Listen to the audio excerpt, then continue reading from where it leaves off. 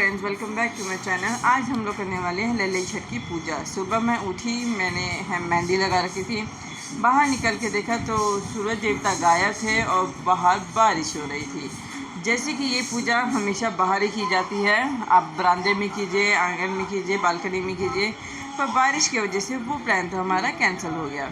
चलो, मैं नहा धो के तैयार हो गई। फिर हम लोगों ने जितने भी बच्चे थे और या ड्यूटी जाने वाले बंदे थे, पहले उनका खाना पीना बना के सबको नाश्ता करा के हमने फ्री हुए और बच्चों को आर्ट में बिज़ी कर दिया ताकि वो डिस्टर्ब ना करें। फिर मैं गई किचन में। अर्चना ने पूरा किचन साफ़ कर दिया था। मैं गई किचन में, फिर वहाँ मैंने पूड़ियाँ बनानी स्टार्ट कर दी। हम लोगों ने सरसों तेल की पूड़ियाँ बनाई। सरसों का तेल पता नहीं क्या कौन सा तेल था, वो आँखों में इतना लग रहा था, नाक से पानी निकाल रहा था, खड़ा होना बहुत मुश्किल लग रहा था। ये समझ लीजिए, इसमें जैसे मेरा एक बेटा है तो मैंने 12 पूड़ियाँ बनाई। जोड़े के साथ से 6 रखी जाती है। 36 पूड़ियाँ बना के हम लोग किसी तरह बाहर निकले किचन से। बाय गॉड, मेरे तो आँखें ऐसी जल रही थी।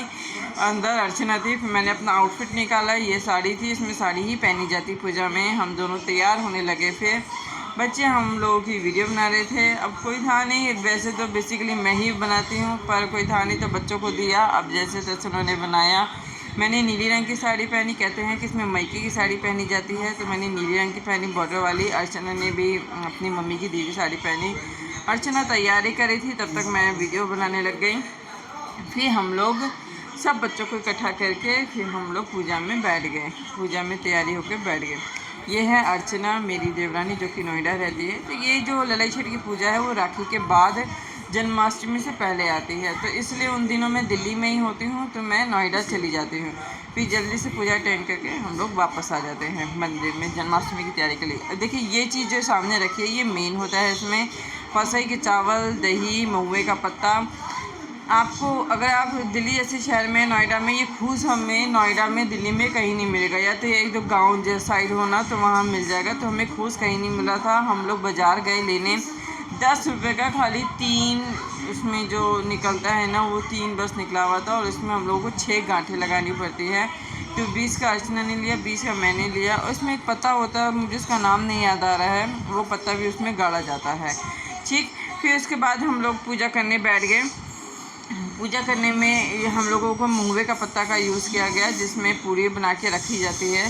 इसमें थाली या पेपर में नहीं रखा जाता। महुए का पत्ता जो मेन होता है, देखिए सामने रखा हुआ है, उसमें रखा जाता है। तो हम लोगों ने पहले वो बाल्टी जिसमें खूस गड़ा हुआ था, हम लोगों ने इसको टीका वगैरह लगाया। ठीक है, तब तक मैं वीडियो बना रही थी। मैं अपने बेटे को बुला रही थी। वो थोड़ा नाराज़ था मेरे से, क्योंकि मैंने उसको डांट दिया था। बहुत शोर मचा रहे थे ये लोग पूजा करते टाइम।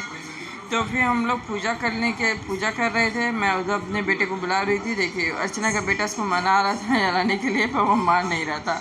फिर अर्चना ने 12 महुए का पत्ता रखा, मैंने 6 महुए का पत्ता रखा। मतलब इसमें इतना ही रखा जाता है। अगर मेरे भी 2 बेटे होते तो मैं भी 12 रखती। फिर उसके ऊपर जोड़ा जोड़ा पूड़ी का हिसाब से रखा जाता है। कई लोगों में कंडी यूज़ की जाती है। कंडी नहीं, सॉरी, वो मटकी होती है छोटी सी मिट्टी का, उसमें 7 तरह का अनाज डाल के कई लोग वैसे भी पूजा करते हैं। हमारे में महुए के पत्ते पे ही वो पूड़ियाँ रखी जाती हैं। ठीक है। फिर उस पूड़ी के ऊपर हम लोगों ने फसई के चावल और दही और महुआ, ये तीनों चीज़ हम मिक्स करके हम लोगों ने उसके ऊपर रखा, पूड़ी के ऊपर। मेरा बेटा रो रहा था क्योंकि वो उसको लाने में थोड़ा सा उसको लग गया था, तो मेरी गोदी में बैठा हुआ था। मैं ढंग से कर भी नहीं पा रही थी। मेरे एक हाथ में कैमरा भी था। फिर मैंने अंशु को पकड़ाया, उसके बेटे को, तो वही बना रहा था। तो उसको हमने टीका लगाया। पत्ते पे जब पूड़ियाँ और सब रखा जाता है, फिर उनको टीका लगाया जाता है। उनको टीका लगाया जाता है, अपने आप को टीका लगाया जाता है, सबको टीका लगाया जाता है, बच्चों लोगों को भी। फिर हम लोगों ने हवन, जो कंडी होती है ना, कंडी की पूजा करी। मतलब कंडी में हवन किया थोड़ा सा। वो हवन भी हमने महुआ और उसके फसई के चावल और दही से किया। इसमें 5-5 हम लोगों ने आहुति दी, अर्चना और मैंने। पहले कंडी में आग लगा के पहले हम लोगों ने इसकी पूजा करी। टीका वीका लगा के, फूल अक्षत वगैरह छिड़क के पहले पूजा करी। फिर उसके बाद हम लोगों ने, इनकी कोई कथा या आरती तो होती नहीं है लली छठ के, तो हम लोगों ने लली छठ माता का नाम लेके ऐसे ही आरती, मतलब उनको दिया दिखा दिया। फिर हम लोगों ने बच्चों के टब में, जिसमें वो खूस गड़ा हुआ था, उसमें हम लोगों ने पूरा उसको पानी से भर रखा था। हमने उसमें बॉल डाला और बच्चों के खिलौने डाले। वो भी ज़रूरी होता है, ये भी एक पूजा का पार्ट ही होता है कि खिलौने हम लोगों को उसमें डालने होते हैं। फिर हम लोगों ने वो जो फूस तो था जो हम लोगों ने ख़रीदे थे उसमें 6 गांठें लगाई। 6 गांठों में से हम लोग को 5 गांठें तक खोनी पड़ती है। उसके बाद एक गांठ हम लोग अगले दिन के लिए छोड़ देते हैं। जब हम लोग सुबह उठते हैं तो फूस में हम लोग जो गमला होता है उसमें दोबारा जल डालते हैं, छठ माता को दोबारा जल डालते हैं, फिर वो छठी गांठ हम खोलते हैं। तो अर्चना और हम दोनों गांठ पहले हम लोगों ने लगाई, फिर बच्चों को टीका लगाया, फिर उसको गांठ को खोला भी।